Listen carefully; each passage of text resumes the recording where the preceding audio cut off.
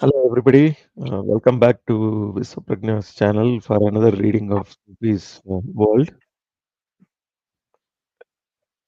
Today, we have a fairly full panel with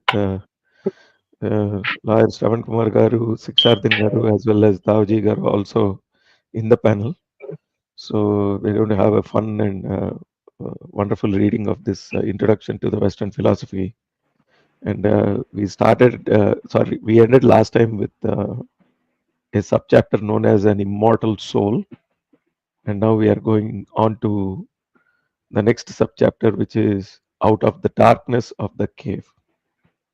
And we have Sikshadin Garu ready to go, I guess. Yes, sir. Yeah, sir, please So, start and then we can proceed. all right, sir.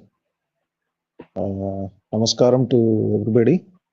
So we are in Sophie's world, subchapter out of the darkness of the cave.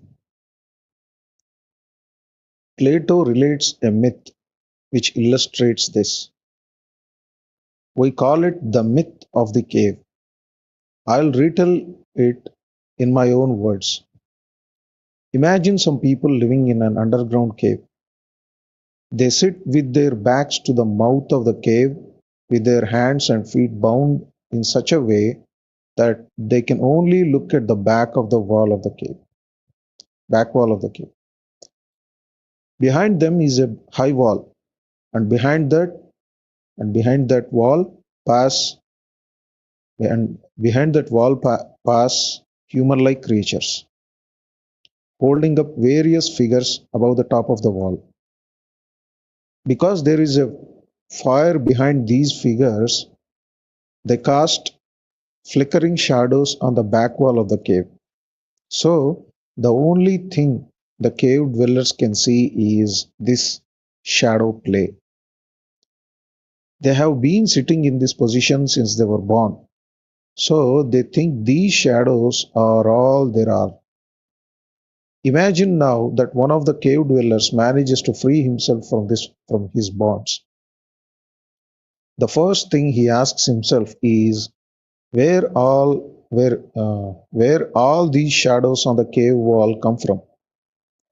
What do you think happens when he turns around and sees the figures being held up above the wall? To begin with, he is dazzled by the sharp sunlight. He is also dazzled by the clarity of the figures because until now he has only seen their shadow. If he manages to climb over the wall and get past the fire into the world outside, he will be even more dazzled. But after rubbing his eyes, he will be struck by the beauty of everything. For the first time, he will see colors and clear shapes. He will see the real animals and flowers that the cave shadows were only poor reflections of. But even now, he will ask himself where all the animals and flowers come from. Then he will see the sun in the sky and realize that this is what gives life to these flowers and animals, just as the fire made the shadows visible. The joyful cave dweller could now have gone skipping away into the countryside, delighting in his newfound freedom. But instead, he thinks of all the others who are still down in the cave. He goes back. Once there, he tries to convince the cave dwellers that the shadows on the cave wall are but flickering reflections of real things. But they don't believe him. They point to the cave wall and say that what they see is all there is. Finally, they kill him. What Plato was illustrating in the myth of the cave is the philosopher's road from shadowy images to the true ideas behind all natural phenomena. He was probably also thinking of Socrates, whom the cave dwellers killed because he disturbed their conventional ideas and tried to light the way to true insight. Right. Sir, The myth one of of the our yes, audience said it'll be good yes, to sir. show an image of this because it's difficult to understand. Sir, what I'm imagining is the puppet show, sir. The what do you call? There are these shows that in India where there are these figures and then somebody is controlling them with the strings and things like that, right? So if you look at the paraphernalia behind it, if you know how it is done, then you will be able to appreciate it more. But otherwise, all you're doing is just looking at the shadows and then thinking that that is the world. Just imagine somebody who's stuck in this, the puppet show, right? But then once the whole thing opens up, you realize that there are people who are actually making these puppets move around and things like that. So more or less, that is Yeah, the idea that they're presenting. Right? Come out of the darkness, see the light, see what's real, that kind of stuff. Anyway, I'll try to look for an image, sir. I don't have anything readily available, but yes, that's what sir. I'm imagining. I'll Yeah, try to give much easier this thing, sir. yeah, So imagine a torchlight and some person is putting his hands in front of the light and trying to make a figure out of uh, his hands on the uh, yeah, yeah. So there is actually a video. Now that you brought it up, there is yes, sir. a there used to be this song in the like late 80s, mid 80s, 90s called Mile Sur Mera Tumhara, Mhm. right? It's a clip that was made for national integration, right? Mile Sur Mera Tumhara to Sur Bane Hamara, right? That is the thing. Mm. Then somebody exactly did that. I don't know what that art is called, where you actually make Yeah, shadows and then try to create a story out of it, right? With your hands. exactly. So that Exactly. person completely did this story. Sir, you cannot post links. Give me a description because it won't allow. Sir, Shravan garu, we need your help.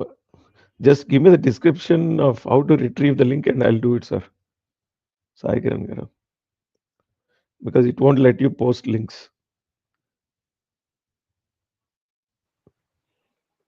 And till that time, I will give you like what we say, a fact, fun fact. Yeah, yeah, go ahead. So I don't know, all people know or not, but in Hindi, Plato name is Aflatun. So in the Hindi book, in the, like Sophie ka Sansar, so his name is written like Aflatun. So Hmm. every time you read Plato in Hindi, we read Aflatun. Hmm.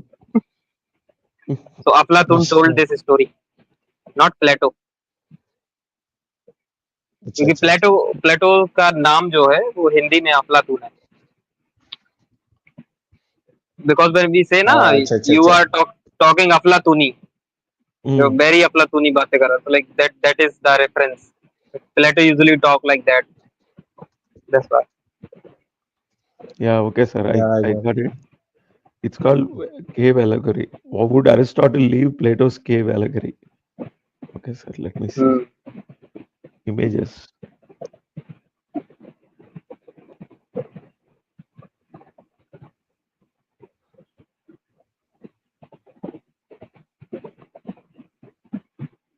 Okay, I'll show a couple of images.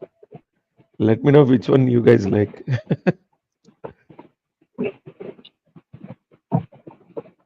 Just give me 1 second here.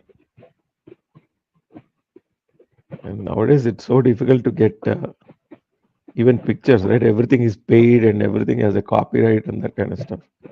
But don't worry, I think I got something. Let me show.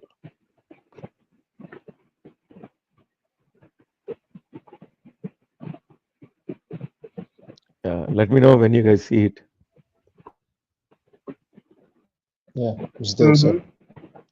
So here, so these are the Now, people that are, yeah, go ahead. yeah, now I can see. Yeah. So there are people here with their backs to the wall, but more importantly to the opening of the cave. And there is fire here. And this fire is throwing some light here on the wall. And there are people here that are posting, showing these figures whose shadows these people that are sitting here with their back to the opening of the cave are able to see, basically, right? But then if somebody either comes up over the wall or comes around and then goes through like this person, one of them has escaped here, right? And they have come Mm, out into the real world, right? So escaping the cave, so to speak. So now suddenly there is sky, they're able to see the entire world, basically, right? Just imagine somebody's mindset when they are only able to see the shadows here and being restricted here versus this person who has escaped the cave entirely, basically, right? So Sai Kiran Garu, thank you so much. I hope that explains it better. Yeah. yeah. Into Brahman, you are saying. Yes, sir. We can have a discussion in the end. This is now the East meets the West kind of. East meets West. So we'll definitely discuss that East versus West worldview. But yes, he's talking about the realization where you realize that you are not this mind body complex, but you are something beyond, basically. But anyway, thank you, sir. Sir, Sikshadin garu, please. Yes, yes, sir. So, what Plato was illustrating in the myth of the cave is the philosopher's road from shadowy images to the true ideas behind all natural phenomena. He was probably also thinking of Socrates, whom the cave dwellers killed because he disturbed their conventional ideas and tried to light the way to true insight. The myth of the cave illustrates Socrates' courage and his sense of pedagogic responsibility. Plato's point was that the relationship between the darkness of the cave and the world beyond corresponds to the relationship between the forms of the natural world and the world of ideas. Not that he meant that the natural world is dark and dreary, but it is dark and dreary in comparison with the clarity of ideas. A picture of a beautiful landscape is not dark and dreary either, but it is only a picture. So we are entering into the next subchapter. Before that, Yeah. sir, any comments What a line. on this? Right, absolutely, sir. Yeah. Picture, Natural the world picture is of a dark and dirty. beautiful, yeah, Yeah, the picture the of beautiful landscape is not dark and dirty, but it's only a picture. exactly. All right. Yeah. So Let's hang on, jump. sir. One second. So, Sorry, I was talking on mute. yeah, So I remember when I was in my sixth class, we used to have a math teacher who used to teach only high school, ninth and tenth. But sir. every once in a while, he used to come to when the class teacher was absent. He used to show up in smaller classes, basically. Like once, when I was in my sixth class, he once showed up, right? And his entire class was, he was just trying to impress upon the kids that the terms that we use to describe things are not what they are if you really pay attention, right? So the Mm, entire class 1 hour was all about, he drew a small picture of an apple on the blackboard, right? mm, And then he went around the class asking everybody, what is it, right? mm, So obviously, sixth class students, they are very good at repeating the teacher, what the teachers told them, right? So they are all yes. like, it's an apple, you know. So the entire 60 or 50 students said it's an apple, blah, blah, etc. He didn't say anything, no feedback. So everybody was like piling on the bandwagon, right? And then finally, when Mm, the last student said it's an apple, he asked, Oh, it's an apple. So why don't you go ahead and eat it? Right? And everybody is like, Right. what are you talking about? How can you eat a pig? I mean, you just drew an apple on the blackboard. You're not going to eat it. And then Right. he said, look, if you said it's an apple, if it's an apple, you should be able to eat it. Mm. Is there something wrong with Right. the apple? No. So why are you not able to eat it? And then he said, look, be very careful while describing what you see in nature. It's not an apple, it's the picture of an apple, basically. You can eat an apple Superb. if it's all right, but you can't eat the picture of an apple because it's not an apple, it's a picture. So it sounds so simple and basic, but until somebody points it out, you make these kinds of sort of what do you call abstractions that are not accurate, right? Correct, So sir. that's Yeah. exactly this sentence reminded me of that, right? A picture of a landscape is Yes. bright, but it's still a picture. It's not the landscape actually. Absolutely, sir. Anyway, All right, sir. So, shall we jump into the next subchapter, sir? Okay. yes, sir. Yes, sir. Please proceed. Please proceed. So, the next subchapter is the philosophic state. The myth of the cave is found in Plato's dialogue, The Republic. In this dialogue, Plato also presents a picture of the ideal state, that is to say, an imaginary ideal or what we would call a utopian state. Briefly, we could say that Plato believed the state should be governed by philosophers. He bases his explanation of this on the construction of the human body. According to Plato, the human body is composed of three parts: the head, the chest, and the abdomen. For each of these three parts, there is a corresponding faculty of the soul. Reason belongs to the head, will belongs to the chest, and appetite belongs to the abdomen. Each of these soul faculties also has an ideal or virtue. Reason aspires to wisdom, will aspires to courage, and appetite must be curbed so that temperance can be exercised. Only when the three parts of the body function together as a unity do we get a harmonious or virtuous individual. At school, a child must first learn to curb its appetites. Then it must develop courage, and finally, reason leads to wisdom. Plato now imagines a state built up exactly like the tripartite human body. When the body has head, chest, and abdomen, the state has rulers, auxiliaries, and laborers, favorers, farmers, for example. Here, Plato clearly uses Greek medical science as his model. Just as a healthy and harmonious man exercises balance and temperance, so a virtuous state is characterized by everyone knowing their place in the overall picture.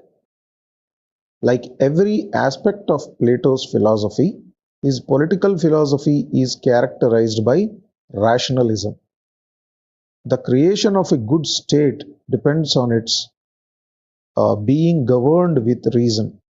Just as the head governs the body, so philosophers must rule society. Let us attempt a simple illustration of the relationship between the three parts of man and the state: body, soul, virtue, state. Head, reason, wisdom, rulers. Chest, will, courage, auxiliaries. Abdomen, appetite, temperance, laborers. Plato's ideal state is not unlike the old Hindu caste system, in which each and every person has his or her particular function for the good of the whole. Even before Plato's time, the Hindu caste system had the same tripartite division between the auxiliary caste or priest caste, the warrior caste, and the laborer caste. Nowadays, we would perhaps call Plato's state totalitarian, but it is worth noting that he believed women could govern just as effectively as men for the simple reason that the rulers govern by virtue of their reason. Women, he asserted, have exactly the same powers of reasoning as men, provided they get the same training and are exempt from child rearing and housekeeping. In Plato's ideal state, rulers and warriors are not allowed family life or private property. The rearing of the rearing of children is considered too important to be left to the individual and should be responsibility of the state. Should be the responsibility of the state. Plato was the first philosopher to advocate state-organized nursery schools and full-time education.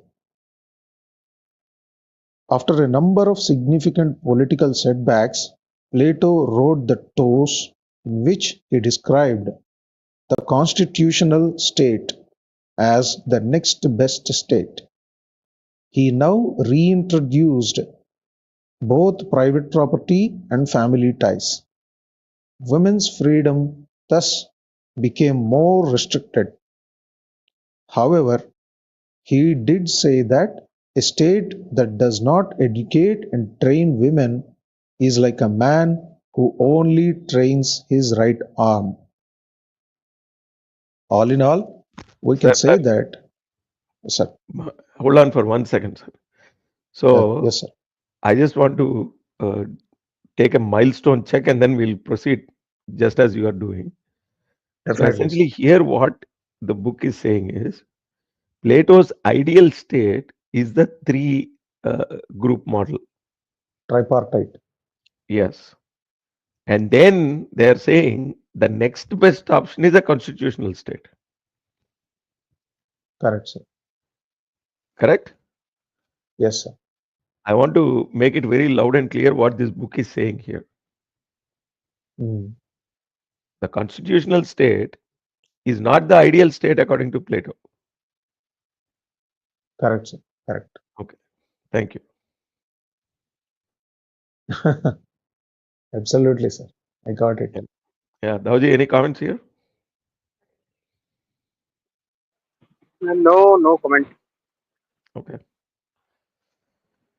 We lead suboptimal This lives is in suboptimal models. What can I say? this is this is excellent point, sir. Actually, I mean, So we have evolved into a second best model after all these years. right. From what was the utopian model actually? Exactly.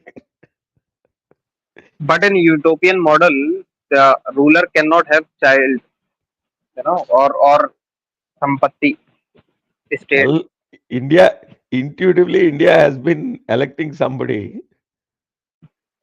Mm-hmm. So people intuitively have that model ingrained in their mind. Daji, interesting, isn't it? Yeah, Yeah? Daoji, because what that's the best Plato, way, na. That's the best, exactly. He just cut off the option totally. So you cannot be Mm. selfish because there's nobody. Yeah, but even Plato was like after so many defeats. Exactly. So I wonder what those defeats were. But anyway. But at least here it was implemented. Yeah. See, ultimately, you can only implement a political system based on what the people want. right? You cannot like Hmm. impose for too long, right? So Yeah. here, the wisdom of the subcontinent people accepted it, I guess. Hmm. As opposed to there, Yes. it was pushed back. Yeah. So you have to also bring in the intelligence of the population into the equation at some point. Yep. But if a ruler sees that these are the things that we are like talking about, he Hmm. will say that kill this guy, because he is saying that ruler should not have kids, ruler should not have private properties. Yes. So that, I think that was the political setbacks that he Political was setback, getting. not political, physical threat. Yeah, physical threat also, but political setbacks also, na. Of course. So yeah, so after that he would like be, let it be, these Exactly. moron. I am born in wrong times. I should have born in 2027 or 25. To 2025, right? 2025 Gujarat.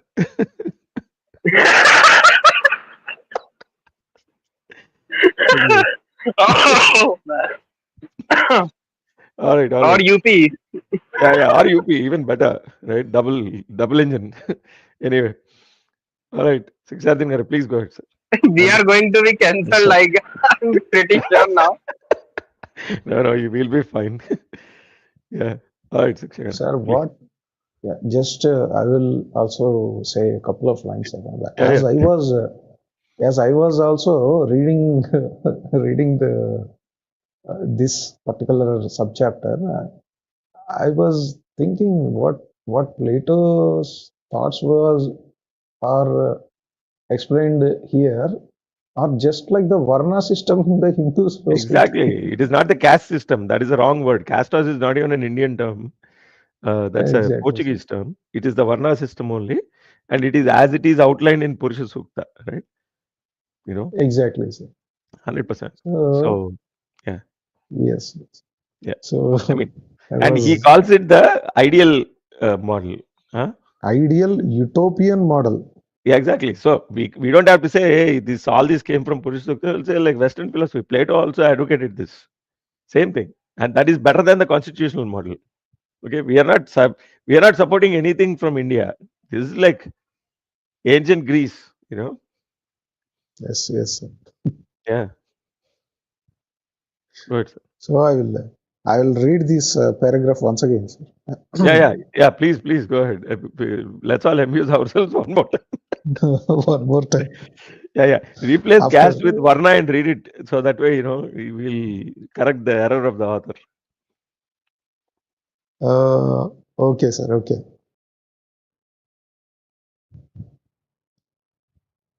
Hmm. Yeah. Plato's ideal state is not unlike the old Hindu Varna system, in which I'm replacing the word caste with Varna, The colonial word with our own word. our own word. Yes. So, in which each and every person has his or her particular function for the good of the whole. Even before Plato's time, the Hindu Varna system had the same tripartite division between the auxiliary Varna or priest Varna, the warrior Varna, and the laborer Varna. Nowadays, we would perhaps call Plato's state totalitarian, but it is worth noting that he believed women could govern just as effectively as men for the simple reason that the rulers govern by virtue of their reason. Women, he asserted, have exactly the same powers of reasoning as men, provided they get the same training and are exempt from child rearing and housekeeping. In Plato's ideal state, rulers and warriors are not allowed family life or private property. The rearing of children is considered too important to be left to the individual and should be the responsibility of the state. Plato was the first philosopher to advocate state-organized nursery schools and full-time education, just exactly like the Gurukula system. After a number of significant political setbacks, Plato wrote the Tos, in which he described the constitutional state as the next best state. Wonderful.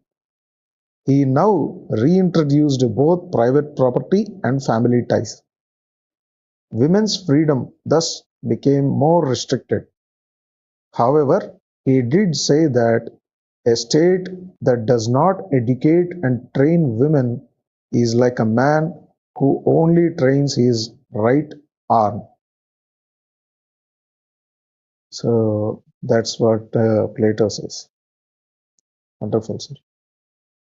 All in all, we can say that Plato had a positive view of women considering the time he lived in. In a dialogue symposium, he gives a woman, the legendary priestess Diotima, the honor of having given Socrates his philosophic insight. So that was Plato, Sophie. His astonishing theories have been discussed and criticized for more than 2000 years. The first man to do so was one of the pupils from his own academy. His name was Aristotle, and he was the third great philosopher from Athens. I'll say no more.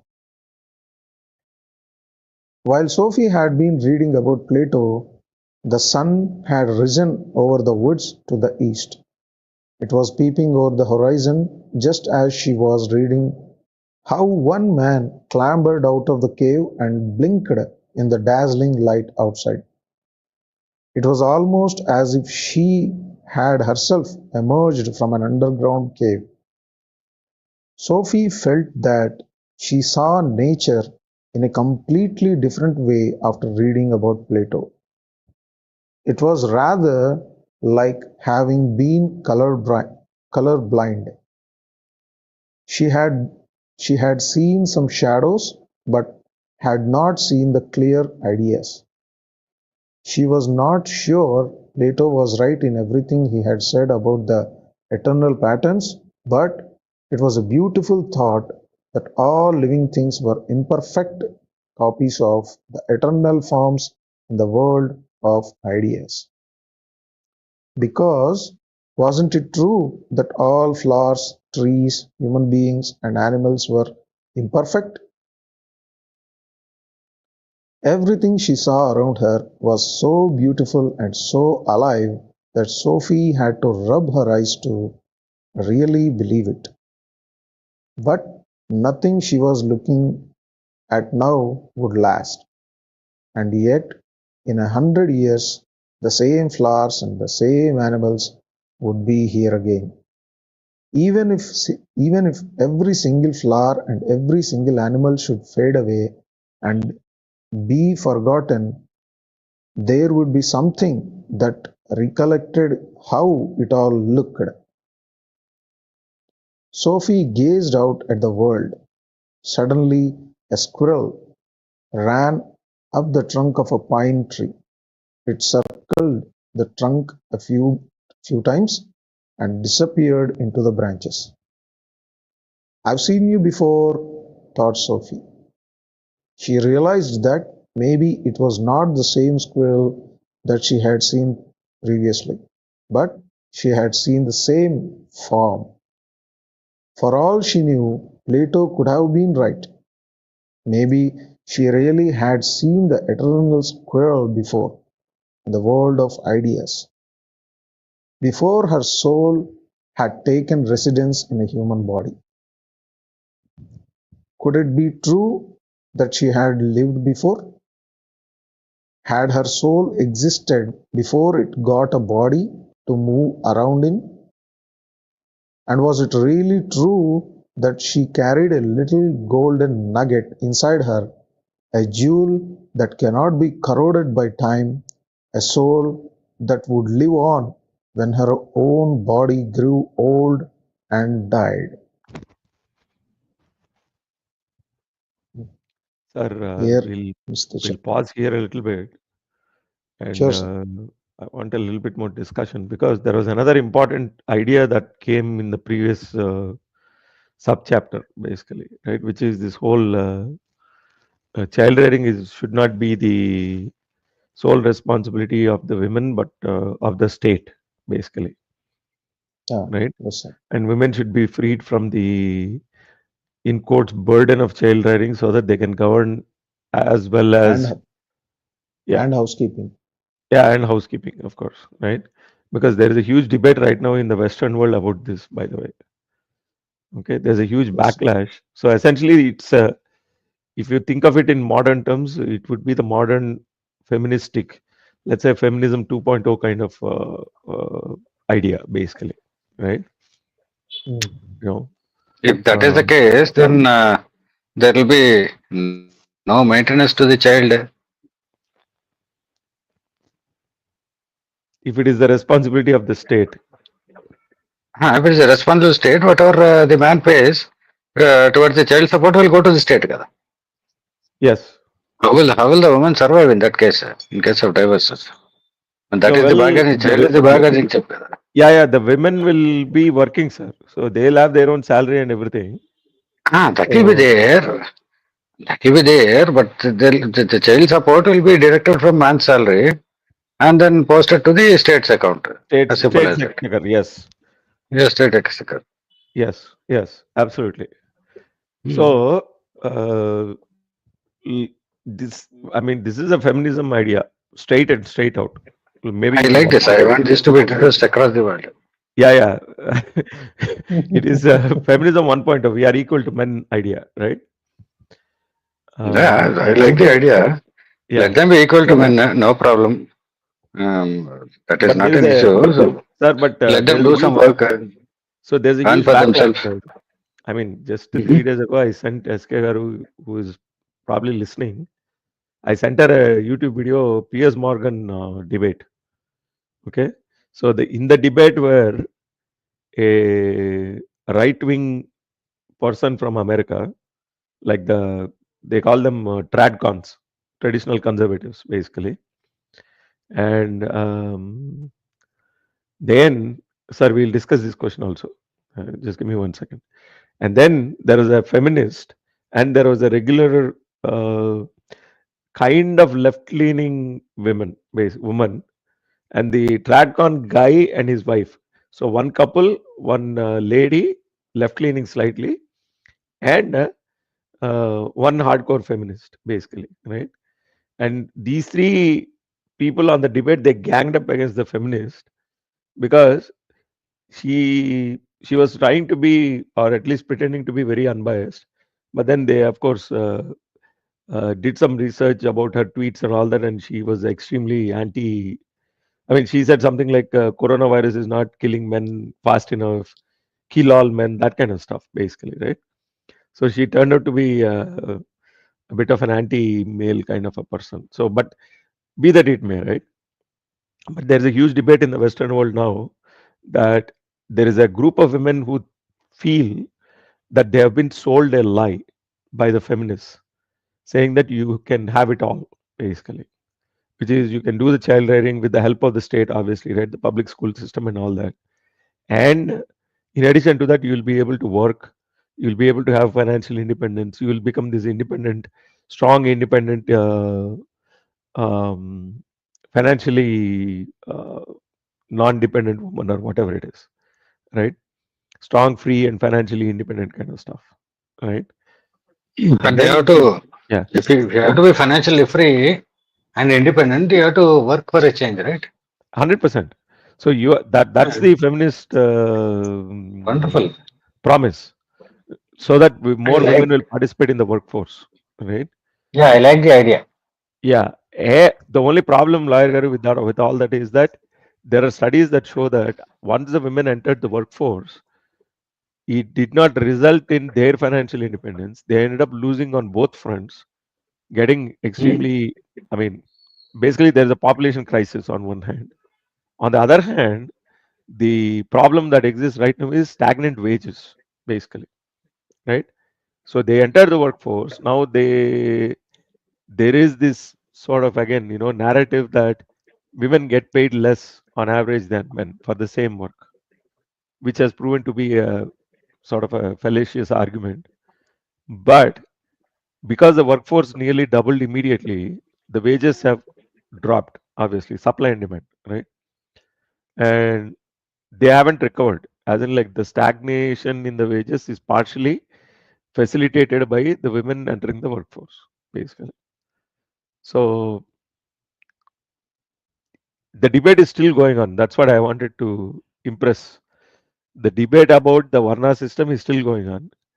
The debate about the uh, women entering the workforce and child rearing being the state responsibility, not that of the, you have to unhinge the women or unburden the women with housework as well as child rearing. That debate is still on. In fact, there's a backlash right now against feminism because they say that a lot of women feel they were sold a dummy, basically. Right? That means they were duped. You know, so now where the ideas came from, Mr. Plato, right? Or at least he. I mean, I would even argue that there was a flourishing trade between India and Greece back then, and it is not too far fetched to assume or even whatever speculate that some of these ideas he wholesale lifted from discussions or thoughts that came from the subcontinent, basically, right? I'm not talking about the feminist side, but I'm talking about the other part, which is the uh, what do you call the ideal model for a state. So anyway, I rest my Sir, case. as Yeah. yeah, sir, as we are already discussing, uh, there is also a concept called anti-feminism, sir.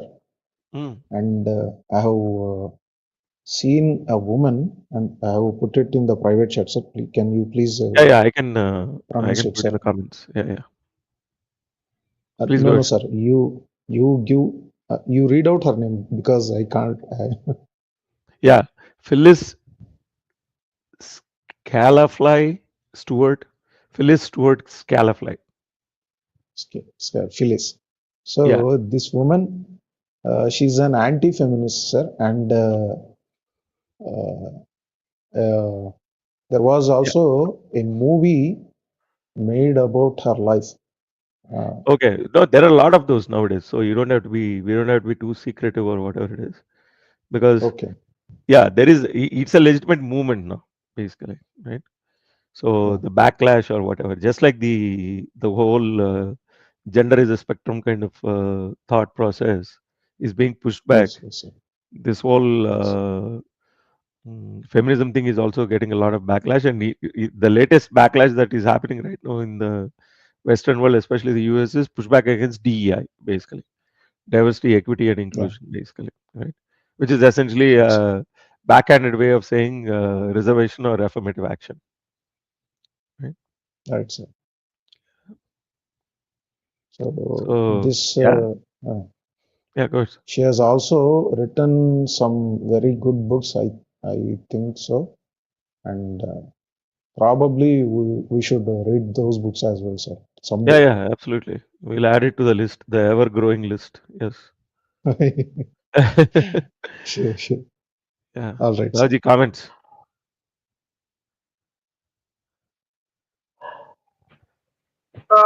What comment I can give? Yeah, because in the chapter, I think Either he it, stepped aside or he's sidestepping.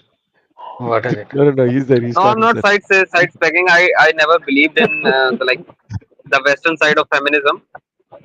So, Yeah. but the the first wave of feminism, I think that was very right, very like it was coming Legitimate. from need. Yeah, it was Yeah. true legit. But after that, the third wave and the fourth wave, and now what we are seeing is just crap, just totally crap. Because it's feminism. It means that equal rights for women, or something for women, okay, but this feminism is taking power from women. It's not enriching them. So it's just idiot idiot playing around, I guess.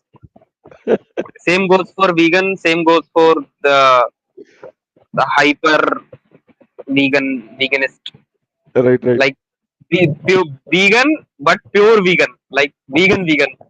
right. So some say that you should eat vegetarian. They are vegetarian, okay. So I get okay. My father is also a vegetarian. My mother is also vegetarian. I'm okay with them. Then comes pure vegetarian. That if I am eating vegetarian, you cannot eat non-veg near me. So they are pure veg, okay. So that's why the public space get ruined if they are very noisy or something like that. That it's a hotel, you can eat anything you want, but they want nobody eat this around me. Then comes the vegan people. They are like, I will not eat anything that made of animals, like animal product, milk, anything. And then comes the pure vegan. They're like, why are you eating this? Why are Right, you eating this? I'm like, that's my thing, na. I right. am eating, I am drinking milk. What's your problem? No, drink avocado milk. It's 600 rupees liter. I said, I don't have 60 rupees. You are saying 600 rupees? Where I will go and buy these kind of stuff? Like, I don't like. Somebody said vegan is not that, like, what we say, costly. So I said it's not about cost. It's about being easy. Okay, Right. I cannot cook. So the things that I can grab easily, I will eat them. Not things that I can make or something. I don't know how to cook. I will eat. So I Right. just avoid them. Totally avoid them. And so same goes for feminism. Okay. In my Telegram bio, you can see Viswagaru. So Right. it's edited like 3 years back. You can see my quote is that love is overrated, feminism is fake. Respect is must, love is overrated, feminism is fake. That's my line. It's not from like today I mention it. You can see the timeline of that. It's like Right, right, right. 5 years back. So that's my full description of me. That respect is must, love is overrated, and feminism is fake. I had Wonderful, many sir. debates about these things. Yeah. Right, right. Wonderful. Yeah, we agree. We agree. Basically, I mean, it's and see the funny part is the debate is still on. That's what is fascinating about this, right? People have gone back and forth, I guess, and then finally, there's no. There are always people to push back, even when the Yeah. data and common sense. Yeah, exactly. Because the common sense is not so common, na. When I tell people that if you like, I will give example of vegetarian or non-vegetarian. I tell people I am a farmer. Okay, my father is a farmer. I am a farmer son. Okay, I know how many animals are being killed just to plant something, Mm, just to make the food to the table, like grain only. Okay, so many insects, animals are being, like, what we say, starved, like exterminated. Yeah, pesticides, या क्योंकि बहुत बहुत को मारना पड़ता है, तब yeah. जाके फसल उगती है. And you are Right. saying that I am a vegetarian because I love animal. No, you don't. Hmm. You love animal that you can see. Right. That's simple as that. You love the animal that you can see. If Yeah. you can't see them, you don't love them. You don't love Agreed. ants. You don't love beetles. You don't love the other animals, insects, or whatever. You just love chicken. You just love dogs. You just love cats because they are cute. Yep. 100%. 100%. So, Shikshakar, Yeah, anything else you want to add? I'm thinking we'll yeah, do nothing, the sir. soul and all this mind and soul next week. Let's stick to the political and because this is an interesting topic, right? Oh, Yeah, yeah, yes, sir. Yeah. yeah, it is. Let's not go metaphysical yet to Aristotle. You know, if we have time for that, I would like to uh, tell one thing. Okay, so in school we tell students that you need to write this, you need to write this, and you need to do this homework. Okay, Mm. so if they think that I am giving homework because they are boy or they are girl, okay, if they think this, they will do it differently. I'm not sure I'm putting it rightly. But if I say that you, hey boy, you are a boy, you cannot cry, you need to do this, okay? If I apply this, okay, and same goes for the girl, you are a girl. Why are you not using pink color? Why are you not drawing? Okay, so these are the things that teacher do wrong. Okay, I see them near me every time. Okay, and I'm not favor of that. I'm against it. That you should not do this, particularly this. And Basically, sometimes stereotyping people, and yeah, typecasting. Yeah, yes, yeah, typecasting. Because if you are telling them that this is the right behavior and this is wrong behavior, you are the ideal person for them. Teacher are the ideal person. They do as the teacher say. They will say their parents that parents, you know nothing, my father know nothing, my teacher is right. If teacher says the sun is black, the sun is black. Okay, so if the teacher is saying that man do not cry, the man do not cry. After 20-30 years he will understand that no, man can cry or something. But for right, that time period he will like, oh, man don't cry, men are the powerful one. So in right, teacher system and in everyday life we should think, then teach children something. Like for parents also, for brothers, for uncles, this line right, is for everybody, that right. what you say to children, they are very what we say, Sensitive, uh, sensitive, sensitive. Yes, impressionable, yes. sensitive. Right, Impressionable. Yes. So think before saying something to them about correct, anything. correct. 100%. Yeah, Very well put. Very well because put. And that's why yeah, you are going into the right profession. yeah, because I had a student. So I he, was he thinking the used to same as like well, sir. Mhm. so he used to fight in class. Okay, and every time the fight started, okay, like me and Vishwagaru are fighting, and whenever a girl come, so I will stop. Vishwagaru will fight, like keep fighting. I will stop Right, because in his house that we should not fight in front of ladies. right. Okay, so that was the point. And the second one, I don't know. So I said, why you stop fighting when the girl comes? So he said, this is the reason. I said, why? Why? Tell me why. Like this is she's a girl, na? So I said, why? Tell me why. He's a girl, so what? What do you think about girl?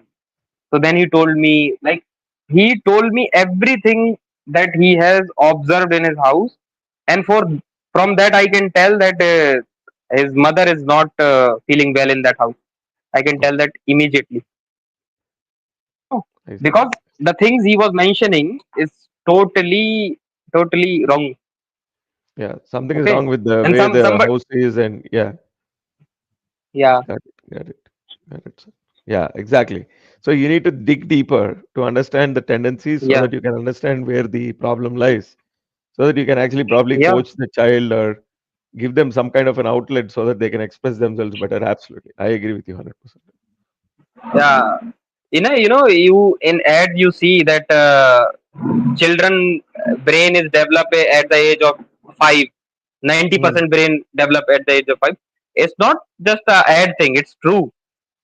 They develop 90% of their traits in childhood. What they see, what they think, like what they hear from there. So we need to very like what we say. yeah, Tell we me need the to be word, na? careful around kids. Yeah, yeah, Yeah, that one. yeah, very good. Outstanding. Yes, sir. Shiksha garu. Yeah, sir. Sir, Anything to add? We'll ask Lawyer garu also, and then probably we can wrap. Yeah. nothing much, sir. I think Davji covered most of it, Oh, yeah, absolutely. That was and wonderful. you as So well. we are looking Yeah. at, just for the audience sake, I'll repeat, we are looking at a budding teacher.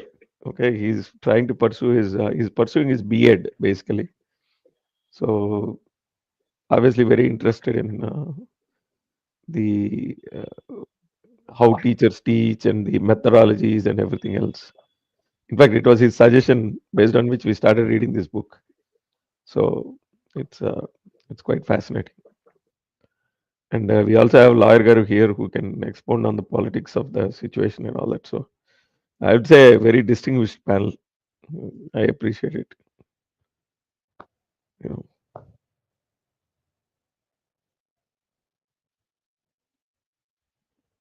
Yes, so sir. I mean, whenever we have doctors, lawyers, teachers, accountants, these are the pillars of the society, right? On which everything sort of depends on, basically. So it's a wonderful experience to just exchange ideas more than anything else. And of course, we have the book itself, which is about the ideas of the ancient times. So it's quite very interesting Yeah, session we've been having so far. Yeah. and So about the chapter. So when Sophie said that she sees the word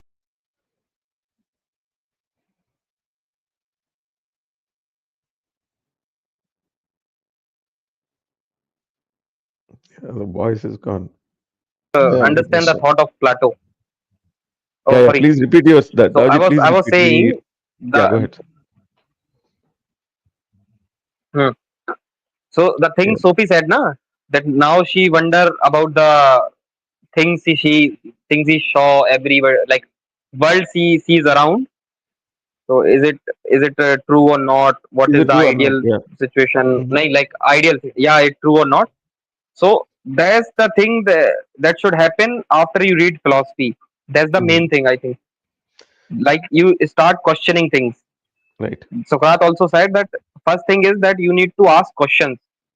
You know Correct. Correct. about everything. You should ask a question about everything. The answer is not the main point here. Questions are. Correct. If you can ask question, you can get answer or not answer, but at least you are asking questions. Exactly. Then your worldview changes to provide the answer. Absolutely. Hmm. Yeah. That's why I love philosophy. 100%. Sir, lawyer garu, please. Oh, even now I'm wondering Vishwagaru is real or not. Exactly. Yeah, I'm not real. That everybody knows already, Daji. You're just wondering. So, Maybe Sikcharthan is a girl in in his well, in his ideal state. In his well, ideal state. right. I don't know if that's a philosophical question. That they slowly even now they're defunding all this gender study stuff. So I think he's pretty. What do you call it? I'm pretty comfortable in my gender, or I don't know what the term that they use is. I'm well adjusted No, to no, my no. I don't gender talk about identity. gender. Okay. No, no, no. Gender is tough. Gender is very tough. I bow down to you. Please do not include gender in this. Please. Okay. I'm Mm. talking only about sex. Okay, male and female. I know this, Okay. that No, only, there are and only third two. gender Okay. only. Exactly. No, Okay. there can be 100, but I know only two and three.